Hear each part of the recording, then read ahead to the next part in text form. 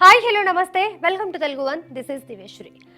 నటసింహం నందమూరి బాలకృష్ణ తనయుడు మోక్షజ్ఞ సినీ రంగ ప్రవేశం కోసం నందమూరి అభిమానులు ఎంతగానో ఎదురుచూస్తున్నారు. గత కొన్నేళ్లుగా మోక్షజ్ఞ ఎంట్రీ అంటూ వార్తలొచ్చి అభిమానులను ఊరిస్తున్నాయి. బోయపాటి శ్రీను, అనిల్ రావిపూడి వంటి దర్శకుల పేర్లు కూడా తెరపైకి వచ్చాయి.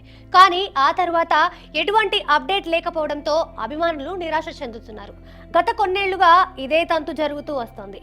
అయితే ఇన్నాళ్లకు నందమూరి అభిమానుల ఎదురుచూపులు ఫలించనున్నాయి. మోక్షజ్ఞ ఎంట్రీకి రంగం సిద్ధమవుతోందని తెలుస్తోంది. మోక్షజ్ఞ సినీ రంగ ప్రవేశం కోసం తెర వెనుక వర్క్ జరుగుతోందట. ఇప్పటికే మోక్షజ్ఞ తన ఫిజిక్ ఫిట్ గా మలుచుకునే ప్రయత్నంలో ఉండడమే కాకుండా నటనలోనూ మెళుకువలు నేర్చుకుంటున్నాడట. మరోవైపు మోక్షజ్ఞ డెబ్యూ మూవీ కోసం ఇప్పటికే బాలకృష్ణ కథ కూడా సెలెక్ట్ చేశారని, ప్రస్తుతం స్క్రిప్ట్ వర్క్ జరుగుతోందని సమాచారం. దర్శకుడి ఎంపిక జరిగిపోయిందట. ప్రస్తుతం తెలుగు రాష్ట్రాలతో పాటు దేశవ్యాప్తంగా ఎన్నికల హడావిడి ఉంది. జూన్ 4న ఎన్నికల ఫలితాలు రానున్నాయి. ఈ హడావిడి అంతా ముగిశాక మంచి రోజు చూసి మోక్షజ్ఞ డెబ్యూ ఫిలిం ని అనౌన్స్ చేయాలని చూస్తున్నారట.